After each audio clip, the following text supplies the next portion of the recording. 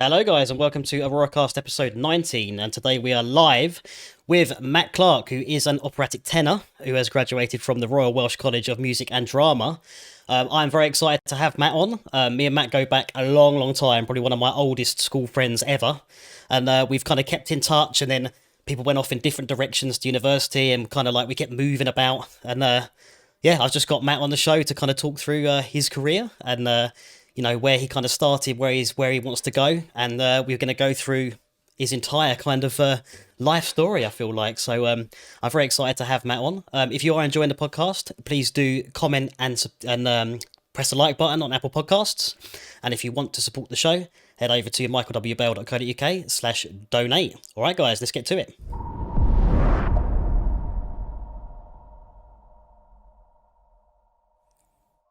Okay, hello, Matt. We are live, my friend.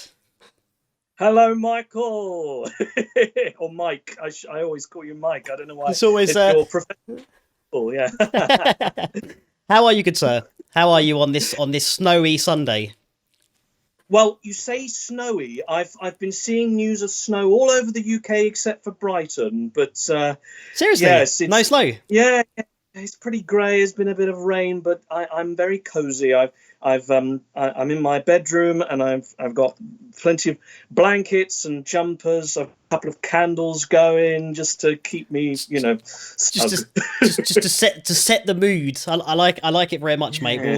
Well, thank you for taking the time to come on here. I know we discussed this like months ago, and it's just been, I can't believe it's taken me till like episode 19 to get on one of my oldest mates. But you are here. You're here, so we're good to go.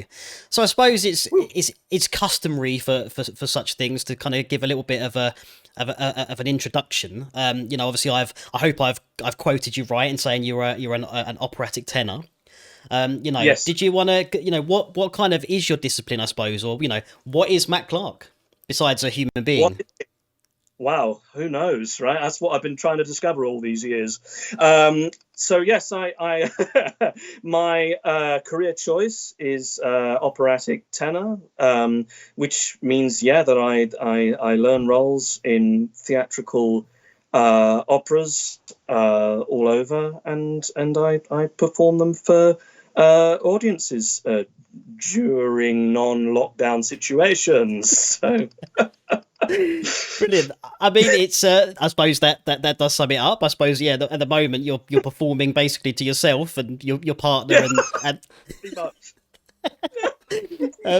but we'll get into it because I know you've got some plans. I know I know you're looking to move forward. I mean, I suppose your background, Matt, because it's a weird one, because obviously we were heavily into our sort of rock and metal back in the day, and I suppose we've both sort of, I still do like my rock and my kind of heavy metal and stuff, but I think we both grew in many ways. Clearly, I went into my film and whatever else, and got into all sorts of music, and you did as well. I suppose what do you think what is your background, I suppose, like in music? If you look back on it, how do you think you got to suppose where you are now? Well, I mean, I think it would be through my family, through my parents, who are both opera singers. My dad still does it. My mum is retired. She sometimes does a little bit here and there. Like every Christmas, they crack out the Labo M and Love get it. all romantic. It's wonderful. Yes, every Christmas.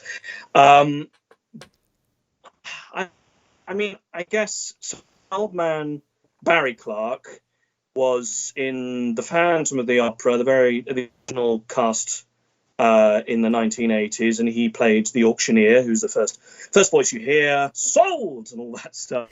And so, yeah, and I guess with that, from a young age, hearing that, and my mum was also in chess again in the 1980s, the Benny and Bjorn of ABBA fame musical. And I guess my love grew from that, and seeing them and hearing them do their working and singing. Although I do remember my mum trying to keep herself ticking over her voice working when I was quite young. I do remember bursting in and on her and telling her to shut up. I wouldn't never do that now. I want her to keep singing because she's still got this beautiful voice. That's in her 60s and that's 70. They're still able to blast it out, and it's wonderful. But I think it comes from them. Really, it definitely comes from them. Well, it's strange, isn't it? Because I always remember sort of like us sort of, cladded up, leathers, boots and spikes around the table. And obviously really our parents, I suppose us growing up, we were always sort of going and you were talking to my old man, or I was in your place having a meal, or we were sort of in and out of each other's houses all the time. And I do remember kind of, we'd sit down and have a meal. There was always some classical music playing. Like, it was a really nice kind of like kind of scene. But it's strange, isn't it? Because I remember, obviously, like, if you think back to those bands like Dimmu Borgir and all those sorts of bands we were listening to, they have got like obviously metal is very classical in a way, and you can see that they've got like obviously, it'd be interesting your perspective now on people like Vortex from Dimmu Borgir, whether you feel he can sing or not, or if it's very falsetto, or it's I suppose it's that sort of thing. But I suppose there always was like heavy metal is very theatrical, isn't it? So it kind of ties in, I think. Yes, absolutely. No, yeah, definitely, especially with the black metal, and perhaps, I don't know. I feel like, even though it's very different, a lot of those early bands, sort of early-ish, like Immortal, for instance, taking inspiration from Kiss, even though they're so different. Exactly. And Kiss on Alice Cooper and all these sorts of quite... Even Iron Maiden, I suppose, as well. Absolutely. Because a lot of their sensibilities, I think, come from a love of the gothic and the horror and a lot of that sort of what we call grand guignol, that sort of Sweeney Todd, bloody theatrical sort of stuff. It all plays into each other. So yeah, absolutely. No, it's interesting. Do you think that kind of had like a... I suppose was it kind of, because I know as well, around the time after school you kind of went off and did photography as well, and you did a bit of you did some performance, didn't you? Yeah. I suppose do you think, I suppose, was it ever, because I don't recall us ever really having a conversation about it. I know you kind of with your mum and dad would do some singing, just kind of like because that was in your family, but was it always clear you were going to kind of go in this direction, or do you think you were trying to kind of like experience a little bit of everything creative before you kind of made your mind up? Maybe, yeah. I wasn't always settled that I would be an opera singer, because I always had really a real diverse interest in all sorts of arts. And it was only when I left, so I studied at the it's called something else now, but it was Sussex Downs College in Lewes, and I did performing arts. And you're right, I did photography and film studies and drama, and it was doing the drama that allowed me to decide, maybe I should pursue this path, just acting, because I love acting, love theatre, and so I went along that path, and I did performing arts, and we did the musical Into the Woods by Stephen Sondheim, which is my all-time favorite. And it was after I left, having had that initial training, really, that I did some amateur theatre, and I did some Shakespeare with the Brighton Little Theatre. And then there was an old friend of my parents called Simon Gray, who does a lot of the amateur opera in Sussex, and my parents had done like semi-pro stuff for them for him and his companies over the years. And I heard they were doing this Mozart opera, and I loved Mozart. I'd been introduced to Mozart through the film and the play of Amadeus. We did the play of Amadeus. I played Salieri, the villain, and I wanted, they were doing The Magic Flute, which is one of the most popular and all-time successful operas in the repertoire. And I auditioned initially for the main role of Papageno, who is the sort of baritone, clown, everyman, romantic. Yeah, well, not so romantic. Yeah, comedy. And I got it. I got the role. I performed it, and since then, I haven't looked back. I just knew. This was 2010. 10, 11 years ago. Scary, isn't it? Flies. Very scary. And yeah, it was from that point on that I thought, well, maybe acting in opera is the way forward. So yeah, there we are. It's very, very nicely put. I like it because, as well, for me, it's a real trip down memory lane, because I remember like when I was scouting around your Facebook profile earlier, kind of like trying to nick photos for the graphics for this talk, and I always I thought, can I put that Papageno photo up? I thought, no, this is like 11 years ago. I'm sure Matt's got a headshot that represents him now, and it's, but I remember it into the woods. Was it you said? Yeah. And I remember our good friend Ben kind of helping you out making the costume, I suppose, or the head for it. Remember? That's right. Yeah, because I played both the wolf and Cinderella's prince, which is like the original. That's how it was done. Same actor, and our good friend Ben Elliott. Let's name drop him because he's a very talented man. He's also a poet now. He's fantastic. Yes, he is. Yes, he's a good man, very talented young man. I've known him since I was 4 years old. We went to primary school together, and he loves making things, and he made this excellent mask for me as the wolf. It was great. We talked at length about it, so that I was able to still sing with this mask on. It basically covered the top half of my head, and then there was like a cowl that came down. Right. There's still pictures on Facebook of it. I'm still very proud of that. And that was sort of my, other than obviously Bugsy Malone, like so many kids at 12 years old. Yeah, everyone did that, didn't they, in school? That was Into the Woods was my first real foray into music theatre, really. So it just is strange because it took me back. I remember all of it. I remember the portrait from Amadeus, and and obviously you were. I think we all, I suppose, 2010. I suppose I was starting to get. Well, I was very into music. I was doing the band and stuff, but I think we all were getting our profiles together, and Facebook was new and all that stuff. I can remember all those. I know, right? I can remember all those pages. So it was really cool to kind of see that. And of course, I hadn't actually put this in the notes to ask you, but it's interesting as well because the very first film that I scored, we can't forget this. No, was a film that you starred in. That's right. Francis. Yeah, that's right. I think that was 2011 or 12. 11 or 12. I think it was 12. Yeah, and it was because I'd done like a little film making course, because like I said, I was always interested in all these different things. And I thought, let's see if I'll try some filmmaking, just because I love film. That's a massive influence in my life, cinema. And I met some people on that course. I made a short horror film for that. Don't need to go into that, but that was good fun. Mozart score. So yeah, he's long gone, so we don't need to talk about him anymore. I'm rambling now, but yes, what happened was I wrote this silly sort of M.R. James style gothic horror for me and a couple of friends from that course, and the director, Darren was the colorist, the camera, and Dino was the director, and I wrote and starred in it, and we needed a composer, and we asked you to do it, and it's still, I think it still holds up. It's the movie and the score. So yeah. It's strange, isn't it? Because I was actually talking to my old lecturer, Stace, from that. I'm going to be guest lecturing on his course in Northampton next month. Woo!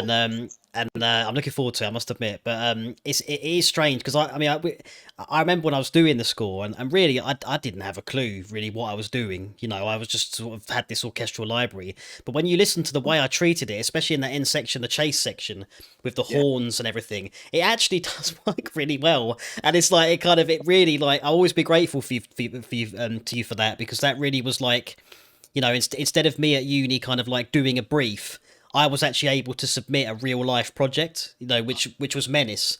So I think it kind of, and then that sent me on a completely different trajectory. I was going to do live sound, wasn't I? And it completely sent me, and I just went off into film. So it's interesting how these little dots are kind of a kind of when you look back on things, they sort of connect. Yeah. And I suppose that leads me into like, so what made you kind of go to uni after, I suppose, you'd done all these bits at college and you'd had varying kind of like tasters, if you like, at different disciplines creatively. Yeah. What made you think, right, this is what I'm going to do now? Well, I mean, so yeah, as I said, I did a couple of amateur operas. I'd done the Magic Flute. Then I went on and I did Die Fledermaus. And then we did, again, this is all with the same people, Southwick Opera. We did Titanic the Musical by Maury Yeston, yeah, which is wonderful, really wonderful. Nothing to do with the movie, thankfully. Sorry, but no, I didn't play DiCaprio's role. I wish I had. No, but yes, so I did that, and I was, yeah, all the time I was building up my interest in the operatic and the musical theatre.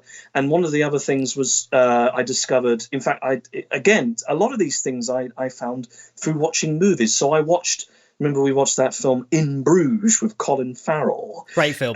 Yeah, which is a great film. And there's a song in that called Der Leiermann, which is really creepy. It's from a song cycle by Franz Schubert called Die Winterreise.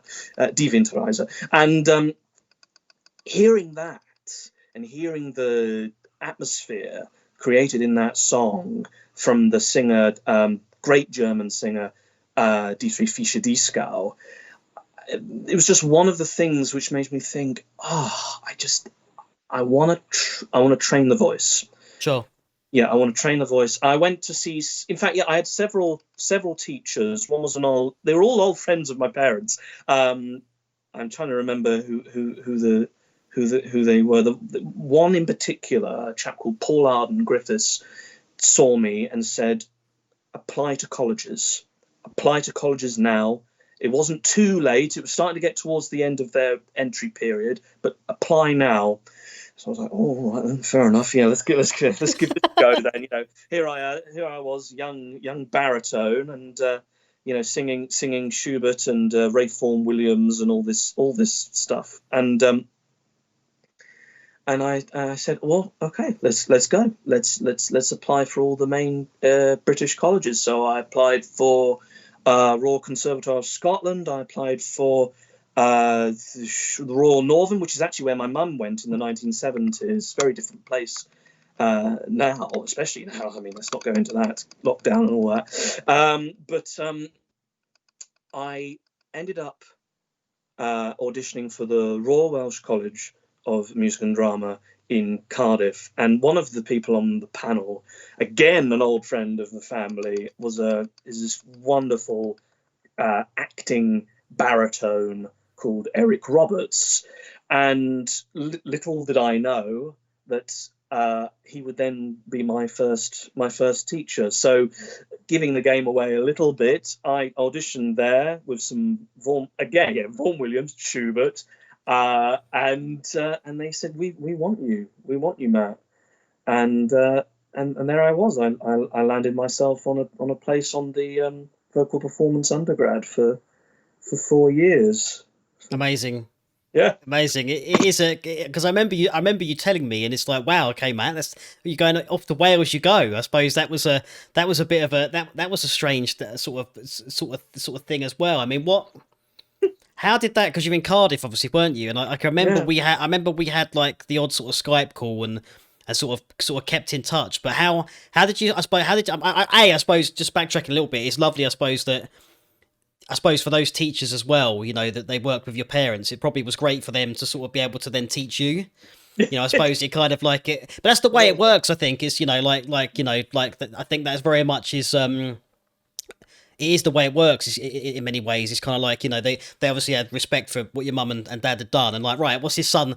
What's their son doing? Kind of thing. Come on, Matt. It's a great community. It's absolutely. Everybody knows everybody, really. And I mean, for instance, the one way to tell, I mean, you go on Facebook and I don't know, I get a friend request from some singer that I met last week, and then I look on their mutual friends, and there's like 50 mutual friends. Yeah.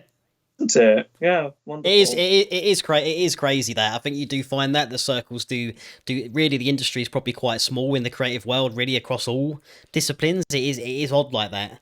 But I mean, It, how did you find it? I mean, obviously you know you sort of you packed your bags and arrived in Cardiff. I mean, oh, what was it? Was it kind of like a completely different world, or was yeah, it similar? completely different. It's. I mean, I do say Cardiff is quite cosmopolitan, and quite similar to Brighton, but it's just a completely different aesthetic. I mean, you've got Butte Park in the centre, which is the lungs of the city, really, and right next to that you've got the college, and it's a lovely town. It's I do miss it. But yeah, there's a completely different sensibility. I mean, in Brighton, we have this quite no holes barred sense of humor. Like, I mean, I think you level with this is probably quite London as well. You say what you think, and no, who cares what anyone thinks, and all this, but you care, but it's part of the humor, isn't it? And Sure. in a way, you can't. It's different there. I mean, one thing that I noticed, and and a lot of my friends are, but there's an enormous amount of Christians, because Wales is a very Christian country, and I didn't know this, So I was very very atheist. Not, I don't judge, but my humor. Maybe my humor judges more than my character, So I remember, hearing a couple of things from some, new friends, and saying, "Oh, he's a Christian, that guy." It's like, okay, fair enough. And then the guy next would be like, "Well, so am I." I'm like, "Really? What?" It's like completely new. But I mean, whatever. All that aside, it was a wonderful place to be. So many different types of people from all over the world. I mean, I was thinking about this the other day. The group that I was in, we had me English, we had like 3 Welsh guys, Scottish guy, an Italian, a Malaysian. Eventually, we had a Swede. It was just wonderful, and because you don't really get to meet so many diverse people across the board when you're brought up, for instance, in Brighton. I mean, obviously there are different communities, Asian and what have you, but it's not the same as being thrown into this industry, which is such an incredible mix of different people. And it's so much fun, because I mean, the cultures are so different, and they clash, but they mesh. Sure. And that's the one of the main aspects I miss, the multicultural. Well, I suppose it's strange because obviously me being sort of half English, sort of, well, I suppose really I'm half English, quarter Scotch and quarter Welsh, and I've never been to Scotland or Wales, and it's like it's really shameful, it's so bad, but it is that there is that kind of. I think that's one thing as well, is the different voices, right? Like when you get people like that, because if you think about it, even if you just think of like the UK, like, how different, like you didn't go that far, and obviously, like Christianity hadn't been subverted out of Wales like it has down in Brighton, but it's like it's that kind of like you didn't go that far, and it's almost like that those traditions are still there. And it's like, and so I suppose I can see that, and it is strange if you like. I remember the first time I kind of thought about this was when I was trying to program vocals, and I had this pack, and it had almost like there was a Welsh singer, an American singer, and an Irish singer, and basically like female singers they'd sampled, if you like, so they'd had them in the studio, and they'd recorded all their vowels and all their sort of nuances and their performances, and then I had the ability to basically program them singing. And I found that it's very strange, isn't it, with the pronunciation of those people. It's like they and the sort of how what they add, like they're saying the same word, but it's the voice, the nuances in the voice with the accent. It adds completely different meaning to the That's score. Yeah, that's fascinating. I mean, because I'm not aware of any of these things, but I mean, these sound Sure.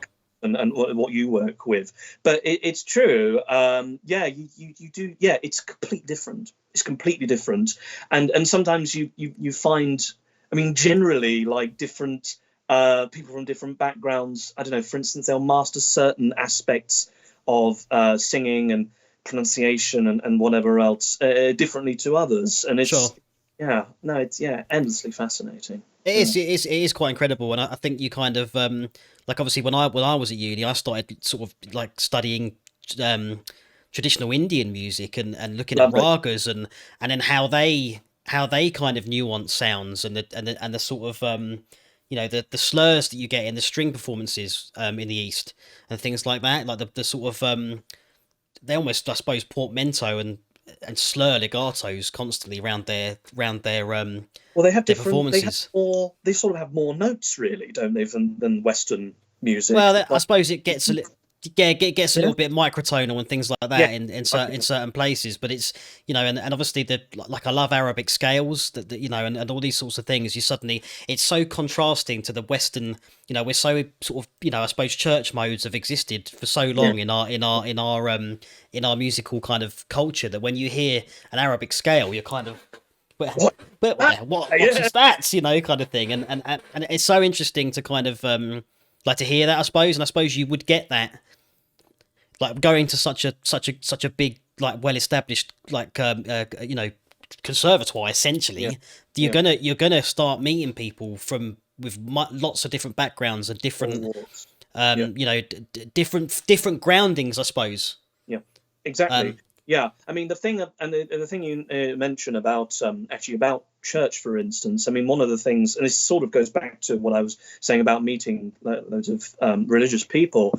I mean, a lot of singers come mhm, from a choral background, and mhm. so they have that association, and a lot of them still have those beliefs, especially Welsh, and so that was very different for me because I mean one of the features of the course, not all conservatoires do this, but a lot of the features of the vocal performance course was other than focusing on your own voice and your own repertoire, solo stuff with a pianist and projects, concerts, operas. We also had to learn, I mean, be involved in choirs. I mean, there was a college chorus. We did big works like Verdi's Requiem, I uh, love that. Britain's War Requiem, several other things. But we also had to deal with the smaller choirs, and for me, because I mean, even though I wanted to sing and and all that, my main focus was the drama and the acting, and so my musical knowledge was quite thin compared to what it is now. Still is not good enough, to be fair, but I make do. And so I was there with all these guys sight reading music. I mean, I'm all right at it now, but at the time it was a real trigger. It was a real anxiety ridden experience. So, and it's hard because doing those sorts of things, being part of a section in a choir, you're so exposed. Mhm. It's like, oh, if I do a wrong note, then everyone will look at me. Oh God. I'm laughing because I seem to remember when you did Verdi as Verdi's Requiem, which is a piece I love. And Oh, were right. you in the baritone section for that particular recording? I was because oh yeah, because it was put online, wasn't it? It was, and I listened to it, and I can remember. I can I remember know what you're like gonna say. I took the mick out of you because I phoned you up, didn't I? And I went, you that baritone section, Matt. I could hear you, mate. I said, I Yeah, swear I could. I can't blame. I can't I, blame. no, but I think I can't remember who it was. I think someone said like, "Oh, that baritone section's loud." I said, "Yeah, my mate Matt's in it." I'm so bloody loud. It's ridiculous. Yeah, I mean that was one of the things. So yeah, I mean because for me, I mean choral singing is a completely different bag to being in an opera and being a soloist. It's a completely different technique because you have to blend. And so I started off in the bass section, which is a very wise and healthy thing to do. But it wasn't before my teacher Eric was saying, "Oh, well, this is the thing he used to say to me. He used to say, Matthew, you're either a very high baritone or a very low tenor." And time told. Eventually, I was a tenor. Yeah. So, but you need to go through that. Need to learn. Need to know where you fit, as it were, into registers and all that. But anyway, I suppose that's I'm quite impressed. I'm remembering these details. You know, I do pay attention to what you do, Matt. You know, and I suppose that was just taking it back a step. You know, on the whole kind of reading the music and that sort of thing. Because I've spoken to a few of the podcasts I've done with people who've gone to sort of Embers, you know, up to masters sort of in music and things like that, and like my friend Emily, she kind of got a hand in conducting and things like that. But one of her kind of complaints, I suppose, was that I think there's this strange thing around universities where I think she said that there was an expectation that kind of people just sort of know it. And I suppose you touched on it to a sense. If you were with these people who grew up in the church, they probably would have been reading music from quite a young age together, and they would have been helping each other out. Whereas me and you would be in reprobates in Brighton listening to black metal. Yes. You know, like it wasn't. Do you know what I mean? So did you find that, like, because I want to come on to talk about your how you discovered your range, but with the whole kind of like just taking a step back from that a sec, in terms of almost like the learning to read and learning to sight read, did you find it as like I suppose, how much help do you think there was a bit of an expectation on the course that like you got to just kind of know this and you've got to do this now in your own time, or did you have kind of hands-on help, if you like, within the college? Help was there, and there is always help for those who want it. But I was in a state of mind which wasn't really helpful to me. I was a fish out of water, it has to be said. I remember someone saying to me on my audition, because I said, you know, I haven't done a music course before, and they said, you need to do some studying before you come here. But you know, expectations and time runs away with you, and so by the time I got there, I wasn't up to speed as I should have been. And yeah, a lot of the time it was, we're doing this today, and you have to be there, and you have to do it, and you're like, how do I do that? It was frightening. It was very, but in a way, it was good for me, because there's nothing more frightening than theatre. There really isn't. It is the most, I mean, not only is it the most dangerous, this is true, I think, one of the most dangerous professions on the planet, it's one of the most frightening. It can make or break you. It really can. And so, yeah, a lot of the time I was really just being thrown into these situations without having sought any real help. And I mean, that was really just down to, you know, anxiety and just, you know, when you're in a completely new environment, you get lost. You just get lost in it. And there are so many fun and great things happening, new things, and sometimes you don't feel equipped for it, but you just have to plod through. And then eventually you'll find your footing. But I think you're right. It's definitely. I think see that's the thing. To me, I think that's what I think university is about. It's that it really is an opportunity for you to kind of like arrive thinking what I was slightly different, I suppose, because because I still discovered the film stuff, and that wasn't the primary reason for me going. So to me, it is a playground for ideas and kind of working these things out. And I mean, I can remember when I was talking again with my friend Emily. I mean, she did her grades, but they knew she could by ear. She's just pitch perfect, and she'd learned the pieces. She wasn't looking at the page, so she couldn't go past a specific grade because they're like, we know you're not looking at it. And now she's done her grade A, and she can read, and she can, you know, and that sort of thing. But I had a similar experience where, you know, the first 2 years of my course were very, recording in the studio, using computers, how microphones work, compression, using digital workstations and that sort of thing. And then there was a notation and harmony section which I just couldn't get it. I'm okay now, but at the time it was awful. And then I remember getting so frustrated because I just wanted to be able to do it so much that I'd be in a frenzy with myself, so angry with myself when I couldn't understand it. It's language. It's a completely new language. Right. Literally, and I was fine with 4/4 in terms of time signatures, but I just couldn't. Now I'm fine writing in big 7/8 and God knows what else. I'm fine, But it's a case of like when I went to the third year top up, which was music composition for film, suddenly there was sheet music. So you'd arrive in the lesson, and your lecturer would give you a piece of sheet music, and I just felt probably the same as what you're describing. I went and started getting piano lessons, and really those piano lessons turned more into orchestration and looking at scores and trying to at least get some sort of understanding of what I was, because I had to, obviously everything I composed I had to put on the sheet. Yeah.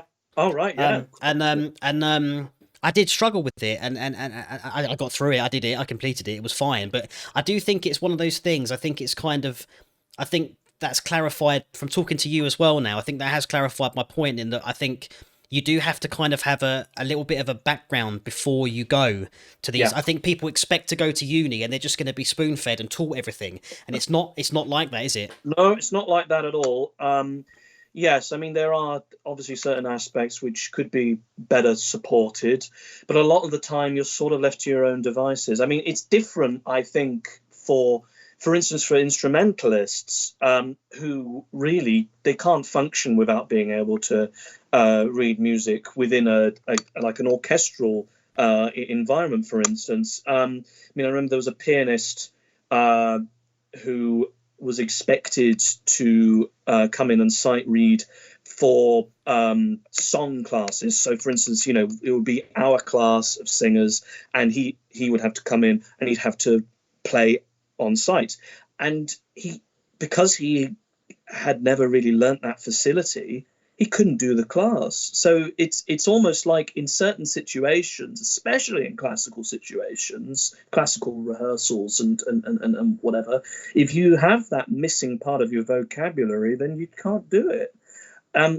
But for singers, depends what you're doing.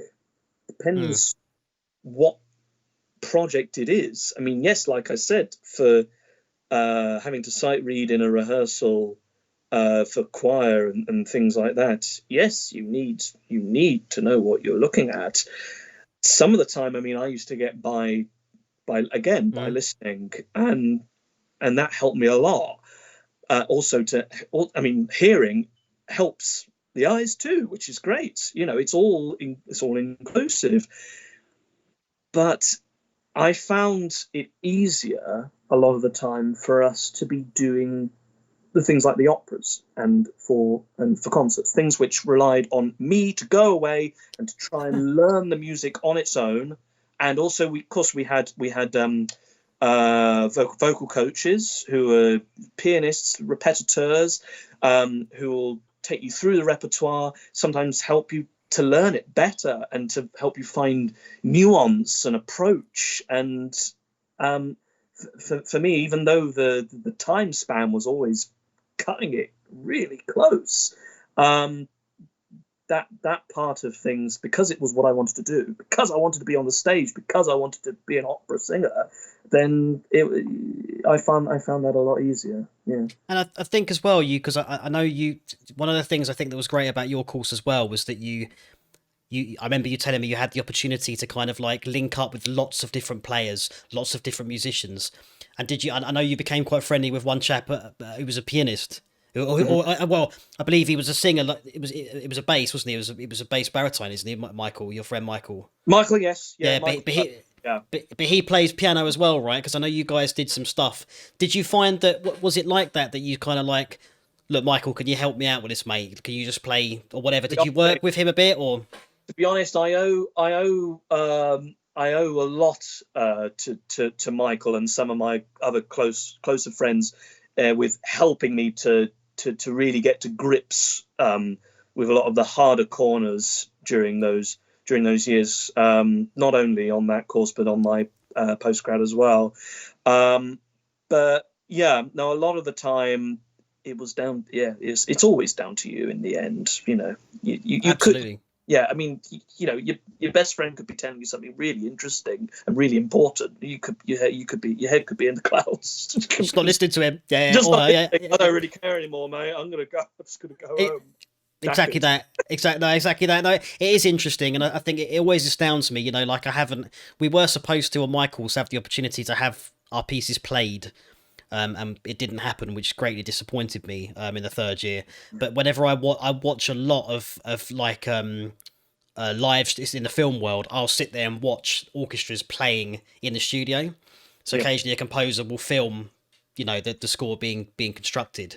And it's just incredible. I mean, these players have walked into the room. They've never heard the music. Half of them probably haven't even seen the page before even arriving in the you know in the soundstage, in the studio, and they just play this music. It just sounds incredible. And then of course the composer's kind of giving them instructions and things like that, which is fine. But it's the players, how they're able to, oh yeah, okay, like just adapt and change to it. It's like this is quite a discipline to know. It's very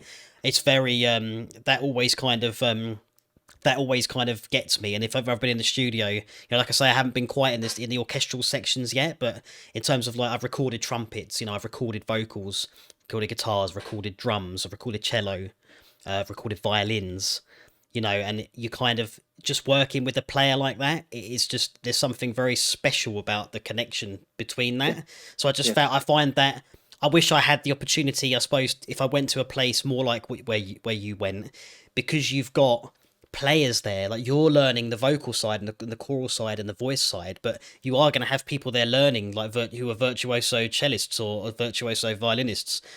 And I think that in itself to me is worth the price. Yeah, I'd say so. Yes, it's a whole other world. Yes, because you've got all the different departments, the strings, the keyboard, the guitar, all of them. And you know, we were just part of the vocal department, who would obviously we would need the instrumentalists for our performances. And so what happens essentially is, so for instance, I don't know if this is going to be in accordance with your questions. Maybe I'll just talk. Yeah. So with an opera, we'll go in and we'll be rehearsing with the pianist for most part, and you know, being directed through the moves, the motivations. I mean, the acting is essential to opera, but it's more essential. I mean, more and more, it's, you know. But anyway, so and eventually, you know, say about a week or so before the performances, then the conductor will call a rehearsal with the orchestra, and that's called a Sitzprobe. The Sitzprobe is the first rehearsal with the orchestra. So you're there, you know, you've been there doing all these different. I mean, so there's no movement. We just stood there singing for the Sitzprobe, but you know, you've been used to hearing piano for weeks on end, and then suddenly it's like, oh my god, all these lush sounds coming out of you, all these different, and you hear all the little contributions in the different sections. You go, oh, fuck, there's that. Excuse me, there's that little tune in there, and that's from that part of the score, and that hints at that particular moment, and you know, leitmotifs and all the and then at the same time it's like, I need to watch the conductor because I don't know where I am. It's like overwhelming yourself, but it is. I mean, you know, an orchestra's ability to mix itself in a room, you know, and how it always astounds me how, like, you know, brass performers will use the room, you know, to really project their instrument out there, and all the breathing techniques and things like that. And I suppose for singing as well, because it's well studied and well documented that, you know, singing with people, apparently you actually synchronize your breathing. Yeah. And there's actually a very kind of, and that would make sense going back to the church thing, you know, because it's very, I suppose that's what makes these ensembles kind of spiritually connected in a way, because you are actually literally syncing your breathing, and then you're listening, and you're basically like one instrument, you know. Yeah, I don't It's know how. I mean, there are some singers who are they're built for choral singing, and singing church music and other choral traditions, and it's such a something that I've never been able to like do, because I've always been training for opera, and it's just it's a completely different thing. different discipline, yeah. Yeah, it's because you're using your entire body to sing, and it's all one. It's just another form That's of right. another form of communication. So. Well, it's more aggressive. It's definitely more aggressive, and it's more it's got a lot more. Yeah, I suppose it does when you see the performance live. It's like, wow, okay, this. I think you definitely need some sort of background or understanding or appreciation of acting, and because you are basically acting out a role through voice, and Yeah. it is incredible. I must admit. So as we did touch on it. So, but in terms of you defining your range, then was that? Do you think that, I suppose, as you started focusing on singing like full time at uni, and I suppose you with your tutor would like, is it a case of you kind of you're feeling your way, and then as you learn, as you train your voice, like were you surprised when you kind of ended up in the tenor No, sort of range? I wasn't surprised, because I mean, my dad is a tenor. We're both, I mean, even though we're both tenors, we're both very different types of tenor. He's more of an Italianate sound. I'm probably more of an English or Germanic sound. All plays into the different styles.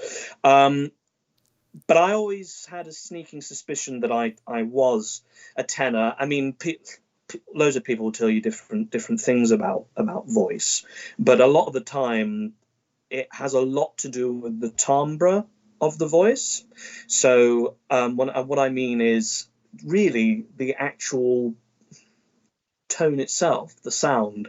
So a baritone will have this very, I can't really do the, ooh, kind of, doing baritones an injustice. It's taking the piss out of baritones for years, really. But well, I was trying to be Brilliant. one. I mean, actually, one of the things which told that I wasn't one is because, and I hear this in a lot of singers who think they're a voice type that they're not, in different areas of the voice, like the lower register, I was starting to go flat. And so my like I said, my teacher said, I think we need to start trying you as a tenor, and it was obvious, because I had this, as I said, this tenor timbre, which allows me to go up to here like that, and that's not a very good example of my voice, but well, you're over Skype for a start. I wouldn't worry about that, mate. It's not, but yeah, no, I think it's. Well, I suppose basically you lose power, don't you? When you're singing actually in your correct range. I suppose that is where you're the most powerful. It's the same with any instrument. It's you've got the dusty end of a violin, haven't you? Where the timbre's just broken and split, and it's struggling to articulate that particular sound. I suppose that's the same for the voice. I imagine that's so. Yeah, no, that sounds right. But yes, it's voice type is a very strange and mysterious idea. I mean, nobody really knows where the idea really comes from. I mean, for instance, the Germans have their own idea about it. I mean, there's this thing called Fach, Fach, which is, you're not only a tenor, you're a dramatic tenor, or a Helden tenor, for instance, or a spinto tenor, or a lyric tenor, and it just sort of they're trying to label every single little nuance or sound, and in a way that's sort of counterproductive, because the way I've found it is lyric singing is something you find. Lyric singing is the beautiful sound. So you hear these wonderful famous singers like Pavarotti like Maria Callas to an extent, who have these beautiful syrupy tones. And I can do it now, but I found my niche in my voice really as a character tenor who does all these very characterful roles. And so really that's been my approach all along, which has been, I mean, I've always wanted to just tackle it from the actor's perspective, and thankfully there is a niche for me there with these particular roles, these often very, very creepy little roles, or villains are great. Villains have always been in my blood. The comedic as well. So, I mean, whereas you find there are so many wonderful young tenors out there who are able to do these beautiful romantic leads, and they're great for it. But I've never had that. I've never had the interest, and in a way it has been a limitation, but also I feel you need to work to your limitations. You need to know where they are, and you need to go, okay, if he's able to do that, then he can go in that direction. I'm going to go in that one. It's that kind of thing. That's the artistic expression, and I think it's interesting you say that. Like I just finished up reading Matthew McConaughey's book, and he was kind of talking. It's just the things you said there as you were talking. Our brains were synced in thought. Okay, because he was kind of saying that his approach to kind of a role is like, well, who is this guy who I'm playing, and what would he think and what would he do? So he tries to kind of almost, I suppose, like possess, or the character, I suppose, he allows the character to possess him, and then he goes with it. So I suppose, one of the questions I kind of had written down that I wanted to ask you was kind of like, do you feel that film, has influenced your work? And that quite clearly is so. Is, I suppose, if you are approaching, to perform, it sounds like you do try to embody that character, I suppose, like, and that's where your, I suppose there might be nuances in your lyricism, if you like, depending on who you're playing. Yes, of course. Yeah, definitely. I mean, yeah, I've always taken it from the actor's perspective, even to the level of method. There would be, for instance, so one of the first operas that I did in college was the wonderful masterpiece that is The Marriage of Figaro by Mozart. And I played a small role in that. There are two tenors in that. They're both character tenors. I covered one, which means I understudied, basically. And then I played for real the smaller one, Don Curzio, who's meant to be the stuttering sort of lawyer or something. And Curzio is meant, well, my Curzio is meant to be in a suit all the time. So in the rehearsals, I wore a suit all the time, even when we had to do yoga and I had to strip off all my tie and all this shit. It's like, I'm so hot. Oh God. But that's something which I try to do a lot, actually, because I think I love costume. When you get into costume, it's like, yes, here's my character. But what I tried to do, because we would have designs for the actual character later on, and I would look at these and I would go, okay, so what do I need to wear? So again, another example later on, and this was one of the defining moments in my college career. I played another character tenor, Bardolpho, or Bardolph, in Falstaff, which comes from it's another Verdi opera, comes from the Shakespeare Merry Wives of Windsor, and he's one of Falstaff's cronies. He's an alcoholic. He's got a massive, like, meteoric red nose. There are pictures on Facebook. I still have the prosthetic nose that they made for me. Brilliant. And we set it in the 80s, and so I wore for the actual show I wore like a sort of very 80s bomber jacket and trackies, and so I mimicked that in the rehearsal room before we even got to production. I wore my heavy metal denim, and all those, as I'm fully aware of. Yep, I love it. You're aware of. And just little things like that really help with my method and my approach.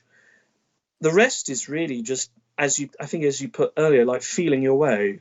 You're feeling your way, and with the director as well giving you, this, that, and the Well, other. and I Good suppose as support. well, you touched on it as well. Obviously, that you'll be rehearsing with the pianist, and then you'll suddenly hear the orchestra. Do you ever find that? Do you ever find that? Do you ever find that? I suppose that as well, the way that they're perhaps voicing the piece. I suppose how does that, when you're actually out there with the orchestra and you're first in those rehearsals and you're hearing them play the piece, like, and you've already built on this, that obviously it's much more multifaceted, much more texture, a hell of a lot more going on. But have you ever found that it surprised you, I suppose, in your performance perhaps changed to what you thought it might be Mm. because of the addition of the orchestra, I suppose is what I'm saying, versus just with the piano? Definitely, yeah, definitely. I mean, maybe that's something that I haven't noticed as much. For instance, in the what we call the Sitzprobe, the first orchestral rehearsal, but there's definitely a change when you get into the theatre, and I always found that in all performances, not just opera, but in straight plays as well. The dynamic changes as soon as the orchestra. No, sorry, excuse me. Yeah, the orchestra, like you said, but also it's the audience. It's the Sure, audience that makes you of change. course. But sorry, get back to your question. It definitely opens out a new scope, because you become part of this even bigger sound world. I mean, essentially, I don't know. It's an interesting question. It's not something I've actually thought of that much, because a lot of the time these characters, you're obsessed with what we call the business. The business is the actions that we put into it. Oh, what am I doing at that point? And I've got to get the letter from him. I've got to give it to him.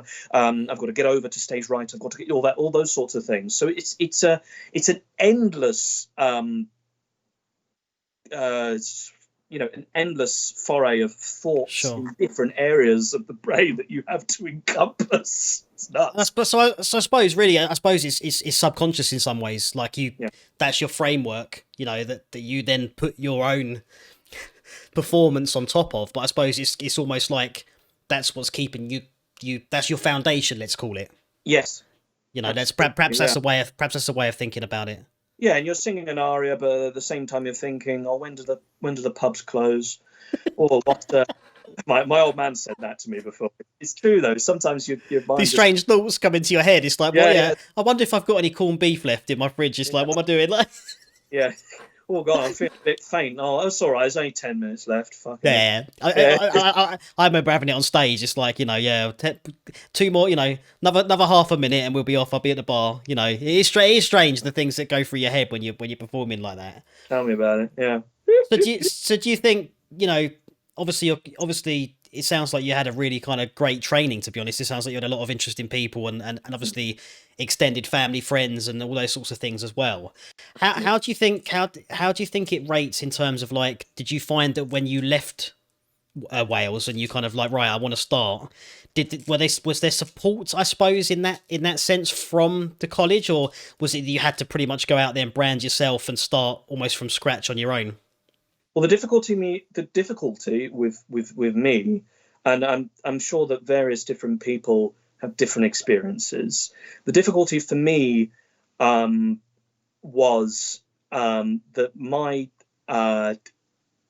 cut off, my ending of my college career came quite suddenly, because I'd started my MA in opera performance, and it was during that time that I then started to really grapple with my mental health.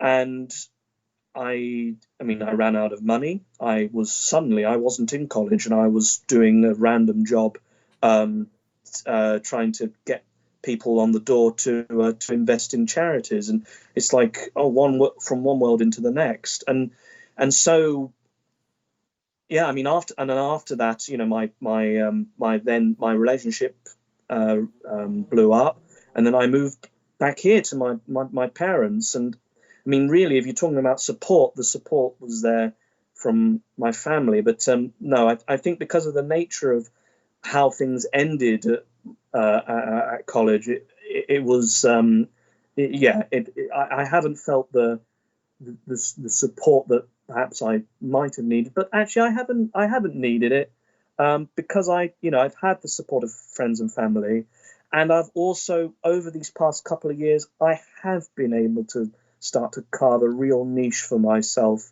as a sort of character tenor so far. So I'm not too downhearted about it. We all go through difficult and we struggle, difficult times, especially at the moment, Sure. So yeah. But I think as well. I mean, I can remember me and you just went for a stroll in London.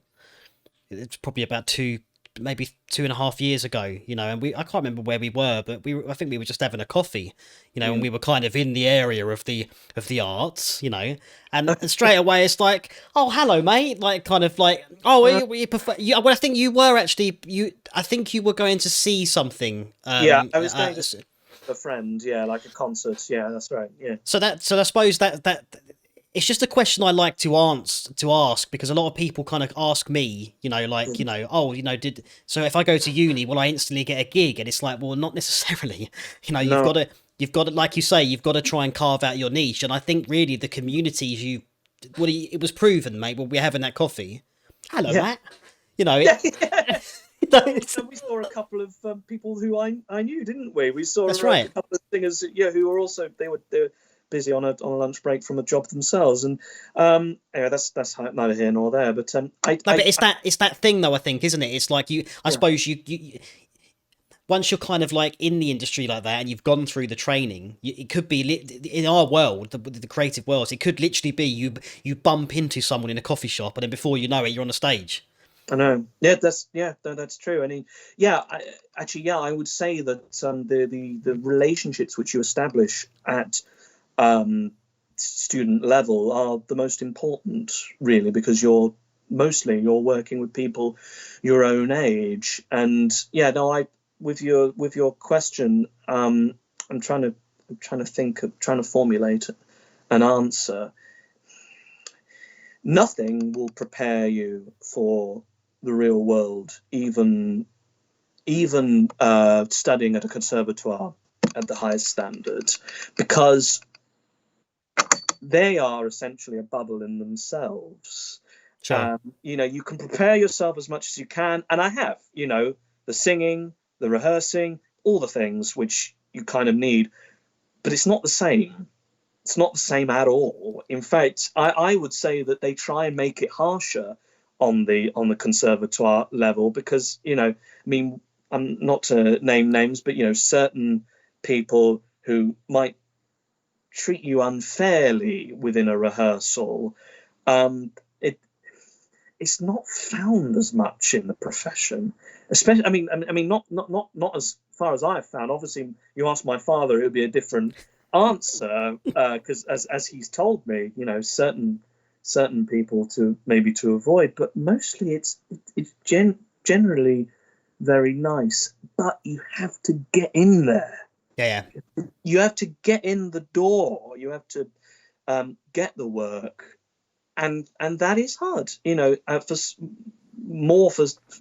For some people than others. I mean, I guess one of the things I will say is to those who want to.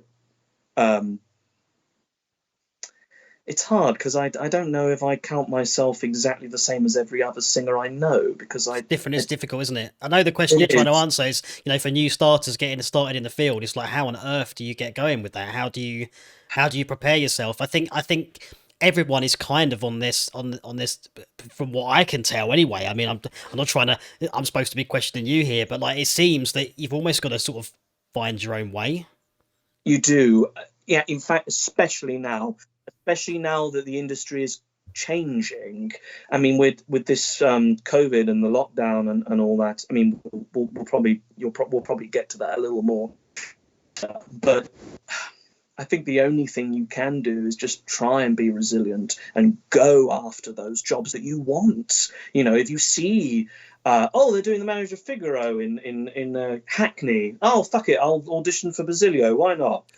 Do it. Just what you got to lose. Yeah. Especially now, you have nothing to lose. Just do it. That's all.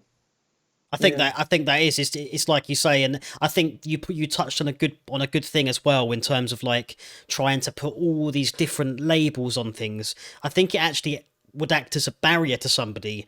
Oh well, am I a lyrical tenor or am I this? It's like, well, no, you're just a tenor, and now you need to go. Yeah.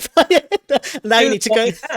Yeah. I mean, yeah, that's the thing. Actually, I mean, you do find. I mean, I mean, there are loads of singers who are, you know, I've seen them doing these lyrical roles, but then here and there they do the character roles as well. And I mean, for me, that is a barrier which I have to cross. I mean, maybe at some point somebody will say, "Hey, Matt, come and do your Don Jose, the lyric tenor in Carmen." No, bloody thank you. No, I would take it if they are. It would depend on the paycheck. But but it's so personal, Mike. People think, you know, you do have to pigeonhole yourself, but you have to know. It's about knowing yourself. You go, okay, that role, that looks like fun. That genre, I like that genre. Can I sing it? It's not about can I sing it in a couple of years. It's can I sing it now? You must always look in the now. Can I do this now? Should I do this now? Maybe, maybe not. You know, it's all up to you. It's all up to the individual. So. To make the decision. I mean, I suppose on that note as well, it's kind of like because like any instrument, I would imagine that you do have to look after your voice. You do have to sort of do you do kind of scale training, or do you do any kind of exercising to look after your voice, or perhaps are you trying to perhaps develop your voice into a specific way for the future, or are you just nurturing it? I suppose is what I'm trying to get at. I suppose nurturing is a good word. I mean, to be honest, I mean, I don't do as many like scales and exercises as I used to. I mean, in a singing lesson, which I haven't had for several years now. I haven't had one since college. But nowadays, to be honest, I just sing. I just do it. I think one of the things that people leave out of singing, as I've said to you already, that it's all about the full body experience. You're using your entire body, so therefore you need to prepare entirely, not just voice. I mean, that's where a lot of things like yoga and exercise and good mental health, really good mental health is well, at least a certain level of good mental health is essential. And so I mean, really, I can have my piano's over there. I come up here, I get out what I'm working on, and I just sing. I just do it. And really, I mean, I think that's the best way to build stamina. You know, for instance, learning a new role. You know, you learn it page by page, but then once you've learned it all, then you should probably be trying to learn it all in one. Rehearse it all in one go, so that you actually get used to. You can do it. Yeah, so that when you come to actually do it in performance, then you don't get into trouble. You know, it's all about stamina. It's like being an athlete. Really. It's the same. Obviously, me when I was playing the guitar, I had no technique, and my technique's still bad. But going on stage, I was having like my whole hand lock up from just tremolo picking too hard, and not my technique was wrong. And I suppose that's performance stamina in terms of the guitar playing. But I like what you said there in terms of it's almost like. I suppose really the key word perhaps from what I just got from what you just said is playing. You know, you'll get a piece, one of your favourite pieces or something that you like or something that challenges you, and you play with it. You rehearse with it, you know, because you want to. Whereas I sometimes feel that musical, like I sometimes do this. It's like, right, today I'm going to go through all my scales on the piano, and it is quite boring. It's like, well, actually, how about I actually just try and write a piece and incorporate that scale, and that's the way I can rehearse it, as opposed to just sitting there going boom boom boom boom. You know, it's boring. You know, and there's this one thing I've got to ask, given that we were on the whole, because I hadn't considered that. So thank you. That's interesting that it's your whole body. Absolutely. You hear this in the opera world, and I at least I've heard this from kind of like layman's, I suppose. Great. Here we go.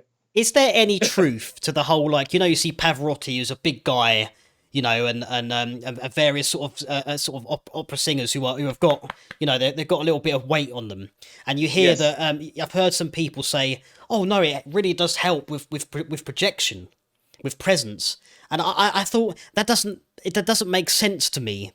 Personally, it doesn't make sense. Is there any weight to that statement at all that a more statured man, say, or would have more more projection or more? I don't more, you know. It's a fallacy. That's what I thought. It's a complete fallacy based on a stereotype. I mean, I would say that there are some singers who might rely on their weight as a sort of support. So one of the things which we're taught is about support, which is about thinking about the breath being as low as possible. One of my teachers called it, you know, like engaging your toilet muscles, basically.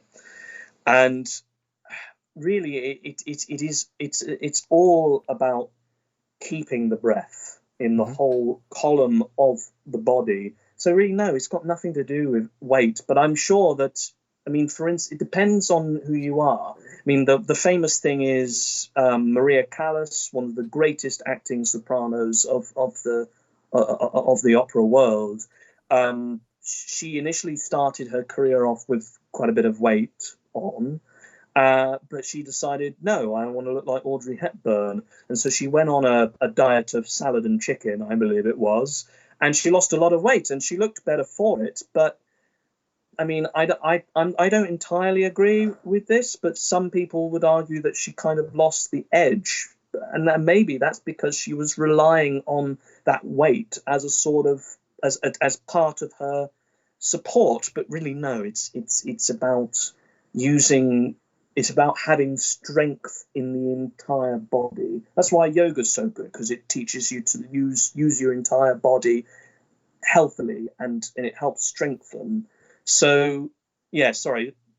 So long story short, no, that is bollocks.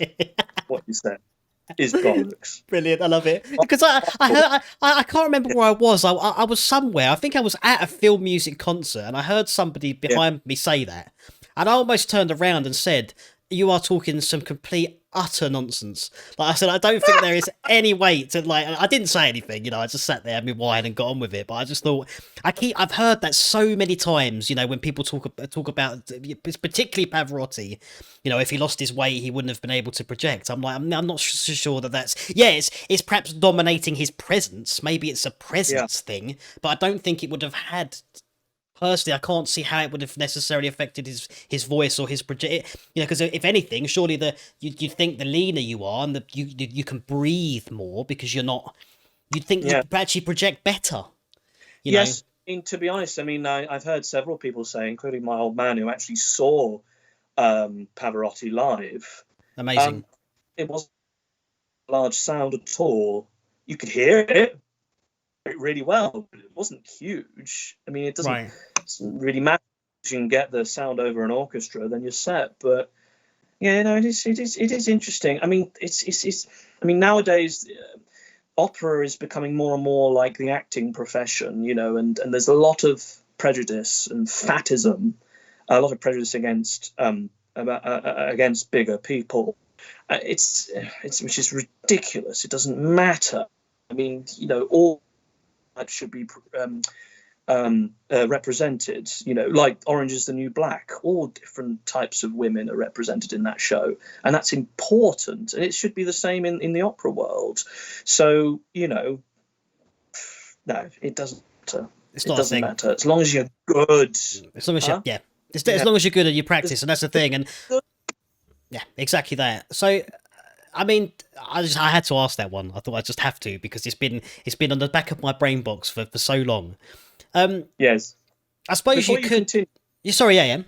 Are we able to take a couple of minutes break? I know it's kind of weird on your. You most certainly can. I can put us on a nice like holding screen there, and you most certainly can, sir. No problem at all. I think.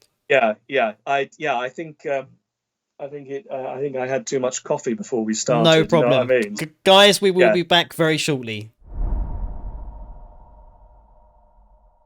Okay, Matt, we are back. We are back after a short little break. The short little, what would we call it in the opera world? My brain's gone dead. An interval. Oh, an interval, yes, a little respite, a pausa. Little bit of respite, mate. It's always good. Yeah. It's always good. Oh, yes. No, I think that was, like I say, it's a bit of a strange question to ask you about that one with the weight and that. It's always been, it is literally seems to be just a little bit of a stereotype. And I thought this is my opportunity to ask someone who's in the know here. I suppose one thing that always interests me in terms of like because I think as a performer, when I was obviously very very different type of performance to you, but I always had kind of favorite venues and favorite kind of performances, as I'm sure everybody does. Do you have almost like a, well, I suppose it's a couple of it's a couple of questions. I suppose what would be perhaps your, if I said to you, Matt, like you can go and play whatever you want. What would be your most favourite piece, I suppose, to perform or reperform, and where? That's a wonderful question. Very hard one to answer. Sorry, mate. That's all right. So one in my past, basically. Yeah. One in the past. Okay. Well, I mean, I've already mentioned Falstaff. That was probably one of the most wonderful and fulfilling roles I've had to play. Really, I'd love to go back and do Bardolpho in that. And where would we do it? I guess, yeah, just do it in the same venue. It was the venue that we used in Cardiff called the Sherman. No, not the Sherman. No, wait.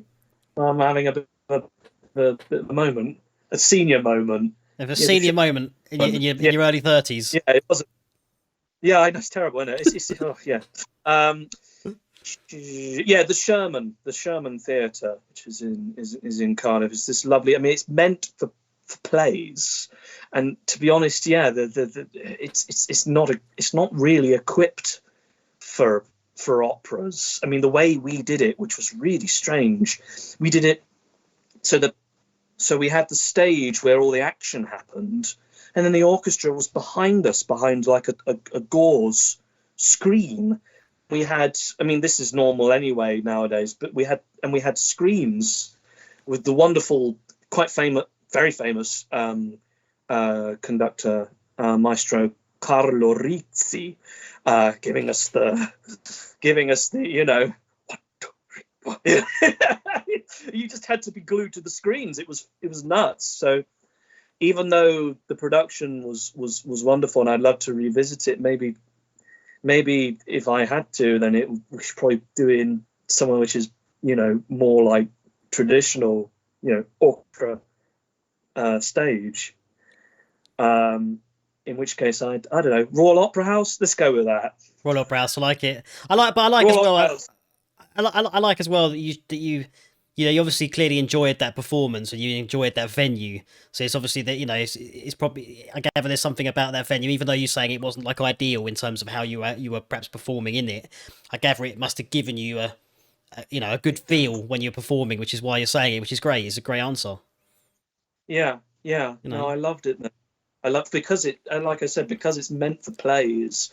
It has this quite intimate shape, so you can pretty much see everyone in the audience. This can be quite unnerving, but it was so much fun. And there's nothing like an audience, Michael, especially one when it's a comedy. And that opera is one of the greatest operatic comedies ever written. You're just deluged with laughter. Brilliant. I love it. You have done some work abroad, which I remember following, where you've gone off. I believe you're in France for a time. I mean, Yeah. how does the sort of French scene compare to the London scene? I suppose, is there similarities, or is it just I was just when you I don't know. I think when I saw you were heading off there, I thought, I wonder if he's gonna have any stories to come back from this one. There are always stories. None come to mind. We'll see as I go. So, to be honest, in answer to your question, I can't answer what the French opera world is essentially like, because actually the setup wasn't exactly within that society in a way, because in that community, because essentially what we did. So it was with a company called Westminster Opera, who are within. They actually operate within Westminster School, run by one of the tutors there. It's a bit of a sort of family affair. A lot of his family. They have a house down there. It's near La Rochelle, which is sort of mid-west France. So it's not near Paris or any of the bigger cities really. And we rehearsed in London, and then we took it to this beautiful chateau in the middle of the French countryside, with the rivers and the farm animals, and you have it. So really, in a way, I can't really answer as to the French scene itself, because in a way we were just a bunch of Englishmen and other races as well, of course, going and performing Puccini's opera La Bohème, a real crowd pleaser. So Amazing. yeah, And I love the fact that guy's whole family was involved in it, though. That's awesome. yeah. It's They've been going for, yeah. It's a thing. It's a lot. Sorry, Cam. Yeah. No, sorry. It's just quite incredible. It's just quite. I like those stories where you've got almost like passions and passions of years of we're all in this together. We're in this bit. This is the family business. Yeah, that's right. Yeah. No, it was a lovely experience, and that's my only real experience outside of the UK yet at this precise moment. But it was lovely to just be in a completely different environment, and we were staying in the chateau, and the place was really lovely. It was a bit bit dusty here and there, and you thought, oh God, am I going to turn the corner and there's some ancient aristocratic ghost staring down my throat? I mean, they even had a pentagram in the paving of one of the corridors. But I have to say, I mean, there's things about pentagrams. People say, ooh, satanic, but actually, no, I don't. One of the things about those things is it I think it keeps the demons away. And I would say that my stay there, during that production, was a really very happy one. Wasn't haunted by anything, benevolent or not, really. So I'll tell you a bit more about how it was set up. So yeah, as I say, we stayed there, and the courtyard was our performance venue. And they set up a makeshift stage, right and left stage exit.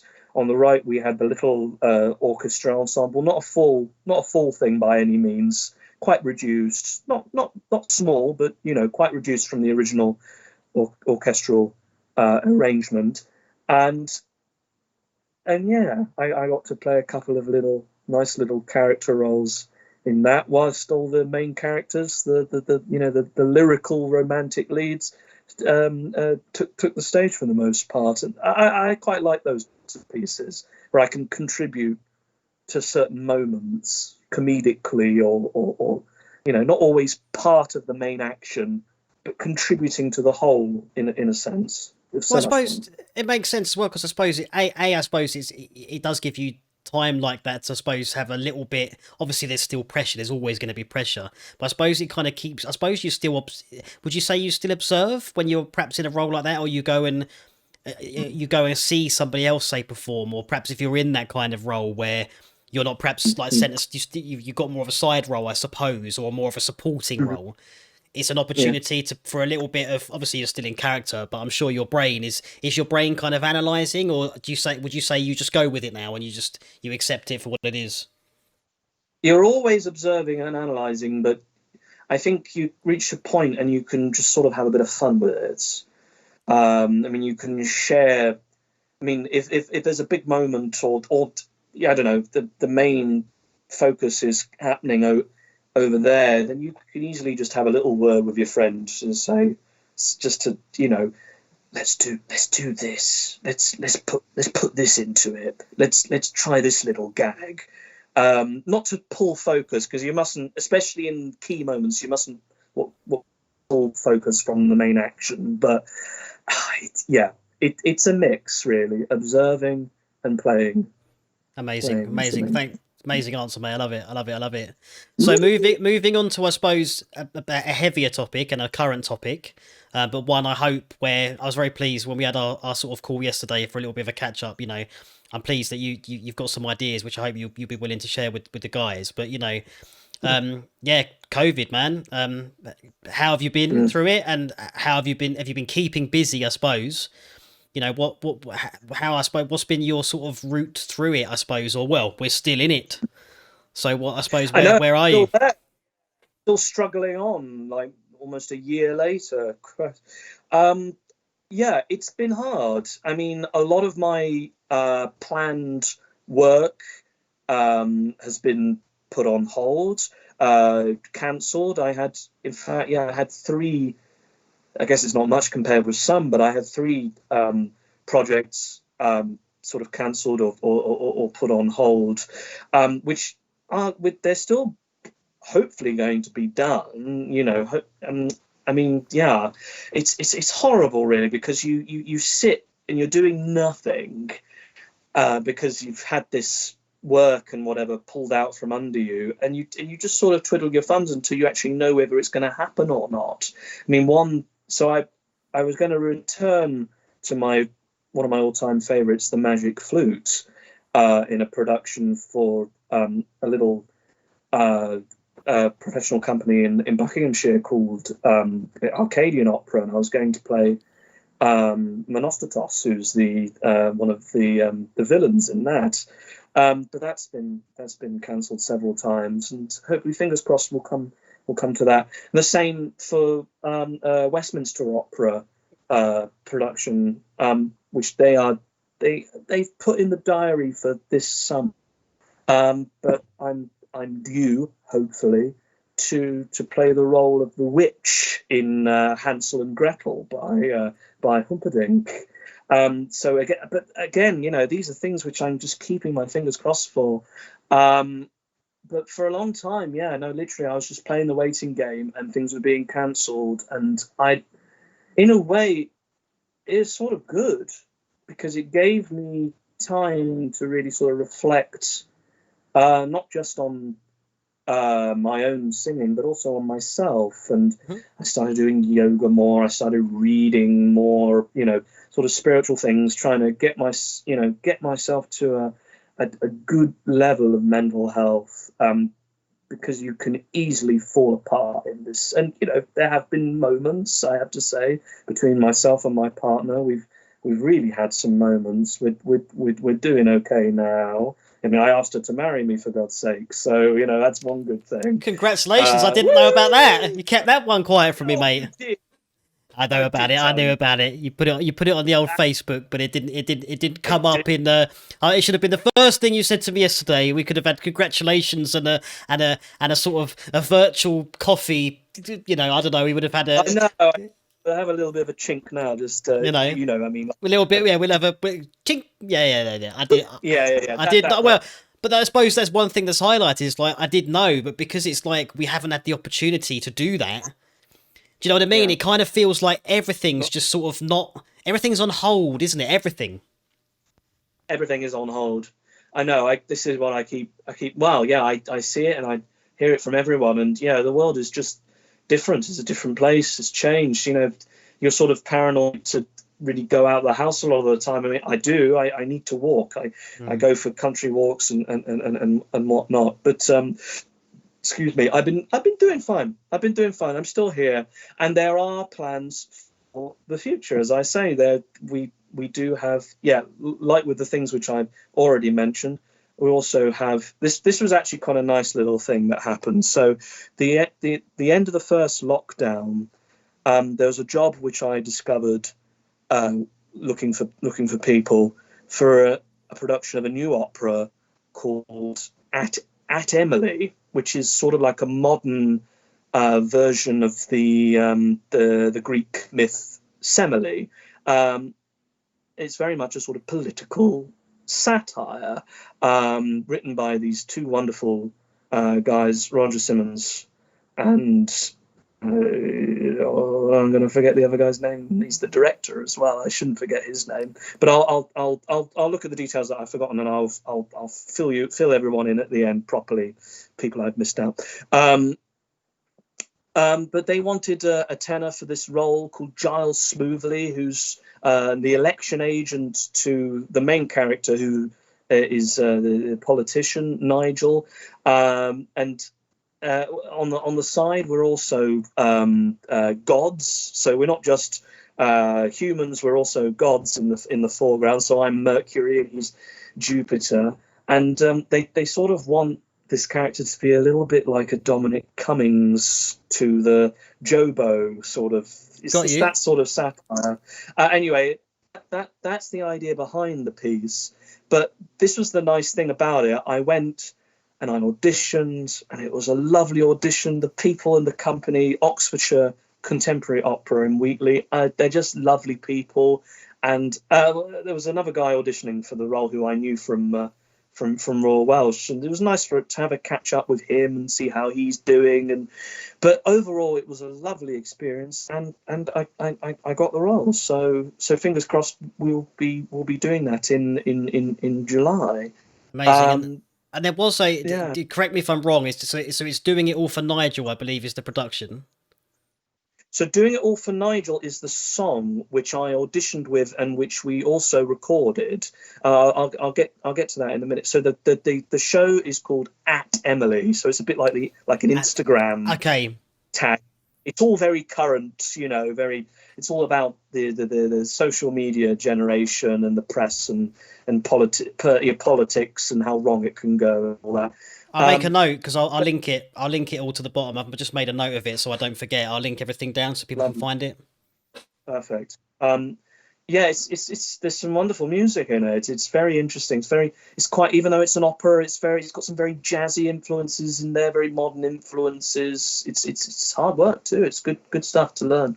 But so what we did was, it was the show was cast, and then we were asked to come and do some promotional work. So we went. I drove up to Wheatley a couple of months ago, same place where we did the auditions, and the same place where we're going to actually perform it. It's this lovely house with a massive garden called Wheatley House, and they wanted a song which didn't have anything to do with the opera, for which I chose a Gilbert and Sullivan song, comedic number, and also we recorded the Giles Smoothly's song Doing It All for Nigel, which we, after recording, we also went and I had to film almost like actual cinematic musical.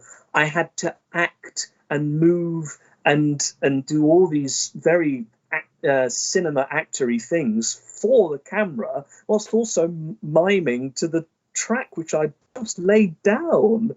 It was hard work, but I've seen so a lot of this stuff, like that video and the GNS as well, the Gilbert and Sullivan, are on my Facebook, both on my actual page for friends and also on my Facebook fan page, and they look as though they've come out quite well. I'm quite happy.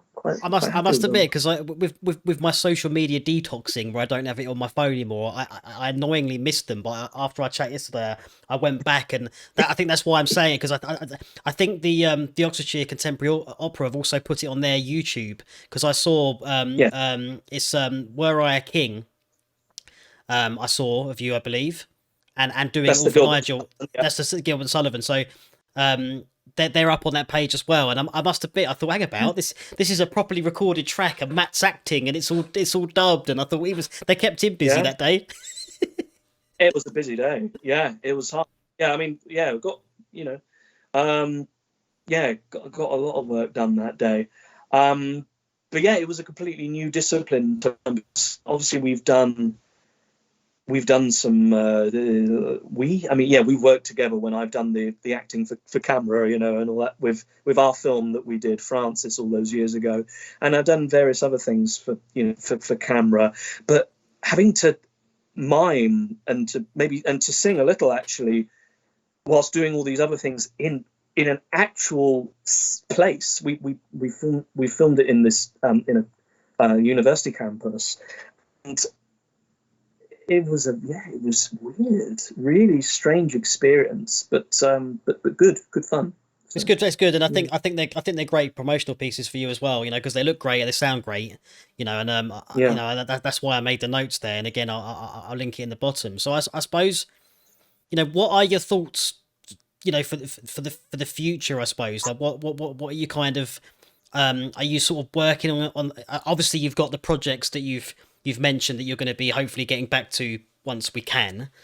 But are you kind of like, are you working on anything yourself, or for when we kind of open, or ideas? Well, I mean, yes. I mean, there are ideas going on all the time. One of the main things that I've already mentioned to you when we were talking yesterday is so I'll tell you the whole story. So I was one of the things I like to do is I like to walk, and I like to listen to music, or I like to listen to the radio. I tend to listen to Radio 3 because it's got all the stuff which I love. And there's a wonderful program on there called Music Matters, because it does. And they were talking about how people were talking about how they had tackled working and trying to get things done, and projects that are happening within the lockdown, and the fact that people are doing things very local to their own areas and still trying to keep a salary, and all the important things that go into actually putting on these sorts of things. And it got me to thinking, well, I'm not doing anything, so why don't I set my own thing up? And I thought, well, what shall I do? Who should I collaborate with someone? And I thought, well, there's a whole load of repertoire which I love, which can easily be done with a small ensemble, almost like a band, So if we went with the emphasis of ensemble instead of company, then we would have a makeshift group of musicians who we can take to different areas, different venues, and do whatever we wanted. Really, we can do concert stuff, and we can even stretch it to dramatic stuff as well. And so I got on the blower to my friend Sarah Basu, who's a bassoonist whom I lived with in Cardiff and studied with as well. And she lives in Lewes, just up the road from where I am in Brighton. And we met up and we talked about it, and we decided, we'll be co-founders, co-artistic directors. Sarah can play in the ensemble, her bassoon and what have you, and I can sing in the actual concerts and performances.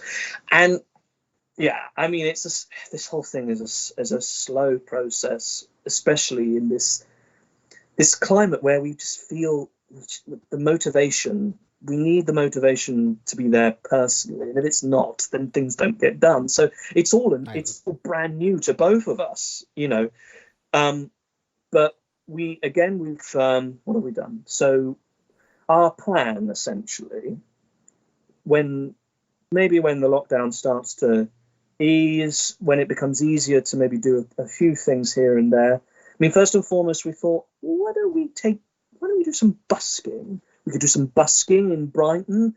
It's completely free to do. Mm-hmm. You don't have to have a a license. No, you can just out.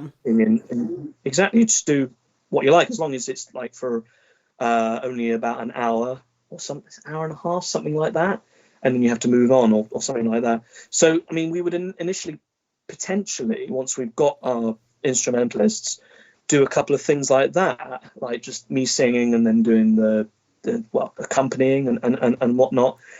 But eventually we would like to find some venues where we can bring people in, audiences to come see some actual productions of things, and they'd be on a small scale. The main one that we're thinking of, for which we actually have done a video, and also it features in a promotional video which we will be issuing very soon, talking about the ensemble. It's featuring this piece called the Canary Cantata, which a piece by an Austrian composer of the 18th century called Georg Philipp Telemann, very famous, almost as famous as Bach, the main Bach, there's a few. And it's about a person, it can be male or female, it's about a person whose canary dies. And eventually he or she finds out that it is the cat who is the culprit. Brilliant. It's incredibly funny. And I mean, I remember seeing it performed. I visited Helsinki several years ago, and I saw it in a New Year's Day concert. And I've always wanted to do it ever since I saw it. And I myself have been working on an English translation for the original German. It deviates a little, to involve some modern references, etc., etc. But we did this one piece from it, which we had a lot of fun with, and it seems to have got a really good response from people. You want to say something?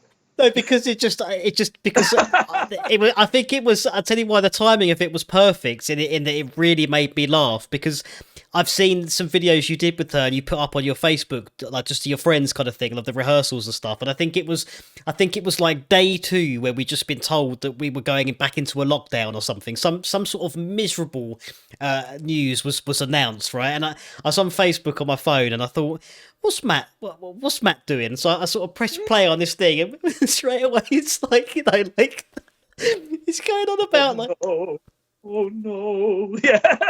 Yeah, it's just that the whole thing was, and then the fact it was around like the death of an animal as well, like a pet. It was like horrific. Yeah, But it really did. I watched it quite late. I think I'd had a couple of glasses of wine, kind of thing, and I just started laughing. And I needed it, to be honest, mate, because we'd heard. It's just been. I suppose it really did juxtapose like a horrible thought. It's almost like you decided to do a rendition of Old Shep or something. It's it's a bit like the ex-parrot sketch, Monty Python or something like that. But I love that. It's brilliant, but the accompaniment as well with the bassoon was just brilliant, and I think everything you've said there is really interesting in the sense that it's quite astounding that someone you lived with in Cardiff actually lives in Lewes. What a small world. Yeah, no, she's a good friend, my best mate. So that's amazing. That's amazing. But I think you're onto the right thing, mate, because I think that no matter what anybody says, people are always going to want to be told stories. They're always going to want to be entertained. They're always going to want to listen to music. They're always going to want to watch people play music. And I think that by you going down and sort of, forming these ensembles and getting people, connected again, so they're performing and they're writing and they're adapting, doing little videos and little rehearsals and stuff, doing some clips, and then actually going out kind of almost busking it. I feel like, Brighton's always been very good in that respect anyway for busking. Like, I remember down, God, it's been so long since I've been down to Brighton, but obviously you've got this, you've got the Pavilion Gardens, and I always remember, where, what's that road with the Colonnade bar, the theatre bar is on? Oh yeah, New Street with the theatre on it. When you get down to the end of that, there's always a busker to the left-hand side by like the town hall looking kind of building. There's always someone there. And I think and there's a couple of pubs there as well. So in the summer, if the pubs are open, I feel like in a way, like, whereas, like I say, I think Brighton generally has been pretty good for busking and things anyway, but I think people, they won't be as likely to walk by because they've been so starved of any sort of entertainment. And especially if you put some comedy in there. Yeah, exactly. That's the idea, really. Our focus really is to reignite the fun, because the thing I struggle with a lot of I mean, with my own experience, and also with seeing other groups and just approach and attitudes towards, especially towards classical music, is one of very serious intellectual taste. And even though that's great, and I definitely consider myself an intellectual, in a way, for some people, that can be a bit of a barrier. And I think it's to do with, sometimes it's to do with class, and it's just to do with how it's represented. And nowadays, that kind of approach, it just isn't. It isn't good. It isn't appropriate.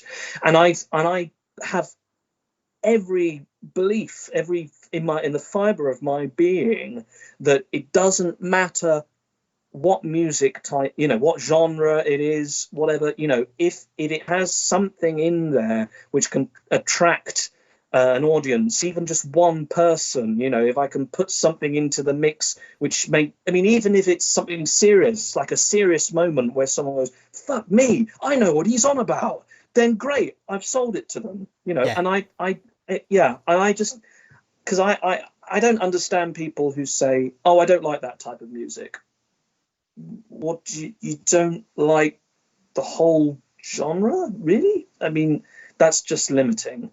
And I can't. I get really sort of I get pent up with people who limit themselves in that way. And I try to keep myself as open to every single experience as possible. And that's what I want to bring to my art as well. I want to show people. I want to show everyone. This is what we're doing.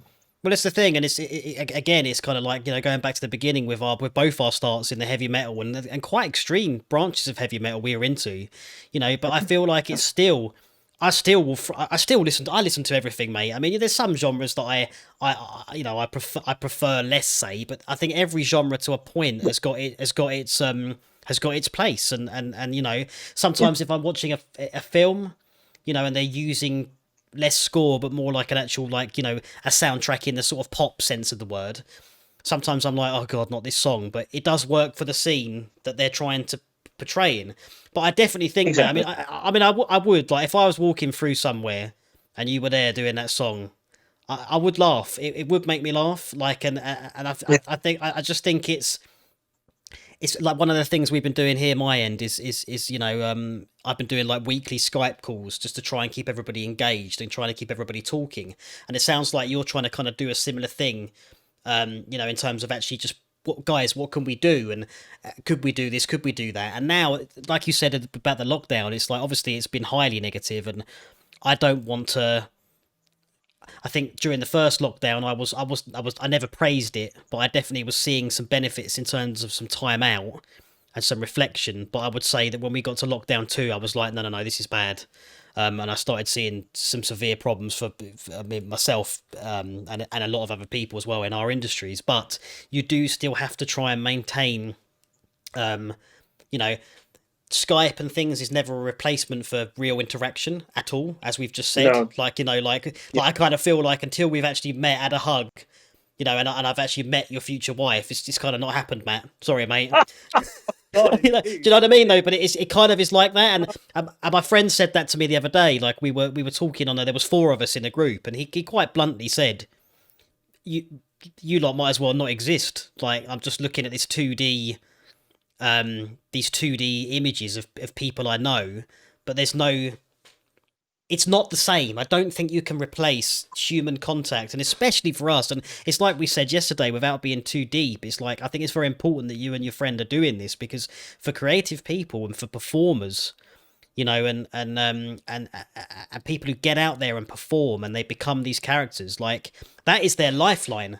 And if you take that lifeline away from people too long, then it can go in a very, very dangerous, dark place, dark way. So I think it's great that you're doing it in terms of your own performance, and it's keeping you kind of in the game, and you're not just sort of like vegging out. It's good you've been doing your yoga and stuff, but it's also very important that people like you, continue to like, if anyone's listening to this podcast and you haven't really reached out to your people for a while, it's probably a good idea to do so.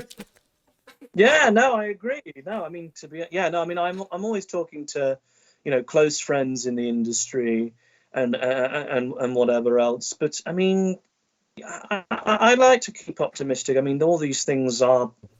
Yeah, there are a lot of problems for us. I mean, Brexit as well. There's just it just seems to be endless. But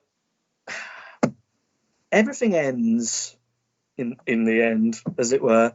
Things find like a point of fruition. And I just, I think staying in the moment is so key. Generally in life, actually, it doesn't matter whether there's a lockdown or not really. And yeah, as long as you keep yourself busy in yourself, as long as you keep that vocation or that art, that expression, that interest, that intellect ticking over, then there's no issue really. But I think what you're doing is you're preparing yourself for when this kicks off, and it's like we discussed yesterday. It's like while there has been barriers, from all fronts, there is also good things happening in terms of the film industry is blowing up in this country, and that would be something that wouldn't have necessarily happened if we didn't have Brexit. So it's sort of one door closes and another one opens, and I think that's something that everyone like you're clearly doing that. It's like, right, well, I'm still in touch with these production houses. Let's see what's going on, and then Brexit's sort of stitched this thing up, but now we've got 3 huge film studios being built here, and it's like, oh, hang about, how much work's going to come from that? So I think it's kind of it's spiritually, politically, like everyone's got to keep a bit more of an open mind, and I think your message really of humor and good humor and comedy and playfulness is very valuable, Matt. I think if you can I mean, you've always been like that, man. You've always been a playful fella. You've always had a laugh, so been a nutter. Yeah, I mean, everyone's got a dark side, right? You wouldn't be able to do the art that you do if you didn't. Yeah, indeed. Yeah, that's the thing. Yeah, I mean, trying to take advantage of the good sides of my personality. Absolutely. Fighting the other.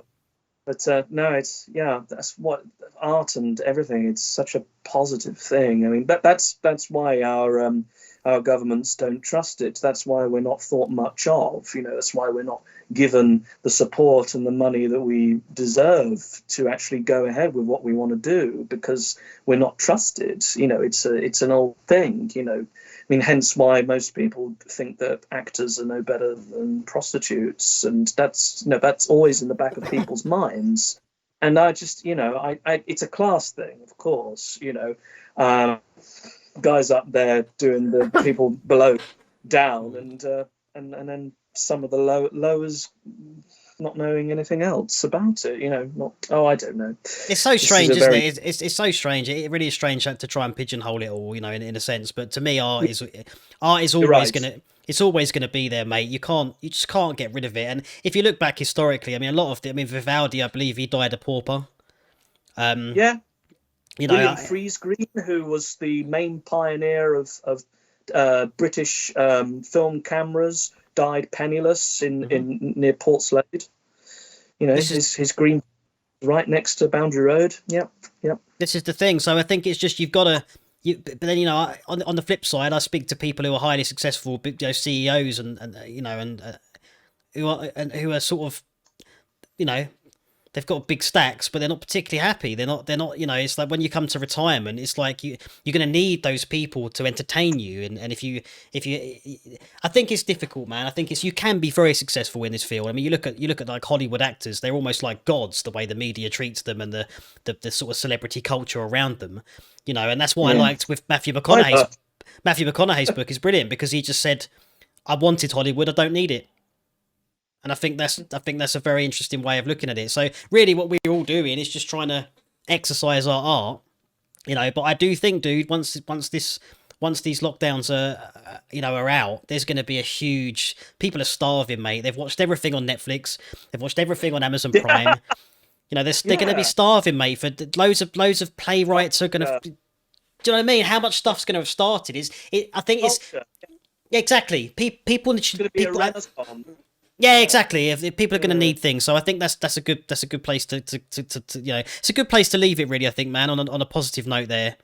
You know, Yeah, absolutely. you Yeah, know. very good.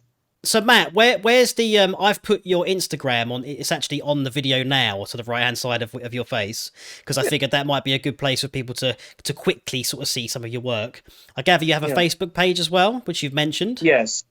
So yes, my professional name is Matthew Scott Clark Tenor, and you can search that on Facebook. It should come up. You'll see a very well-to-do black and white photograph of myself, and yeah, it needs a little bit of work. I mean, maybe a lot of work to be fair, but there's a couple of posts on there of me and my, like, the things that I've mentioned: the Gilbert Sullivan song, the At Emily song, the My Canary is Dead, and you'll be able to see a lot more coming up, I hope. And the name of the ensemble that myself and Sarah Amelia Shesu are putting together is called the Deadbeat Martlets Ensemble.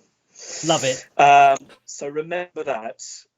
Martlets, because the martlet is, although it's a mythical heraldic bird, is the symbol of Sussex, where we live, where she and I live, and deadbeat because it sounded good. So, and my fiancée, Emma, who is an artist, she does sculpting and drawing and stuff like that, also on Instagram as Lizzie Aurora. She's currently doing our logo, so that's happening too. Amazing, mate. I'm trying to think what else I can tell you. That's about it. I have a SoundCloud as well. There's a couple of things on there, and if you require my services, you should be able to find me on auditionoracle.com, which is essentially where I find a lot of my work. So there we are. Amazing, Matt. Well, look, I wish you all the best of luck, mate, with everything. Keep going. I'll link everything in the description of the video, and I do hope people will go and listen to your work and and follow you and hire you and support you as I will do. Again, mate, thank you so much for joining me, mate. And yeah. Thank you. I will speak to you very, very soon, my good friend Matt.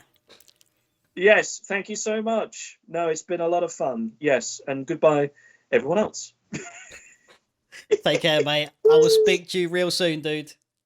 Bye.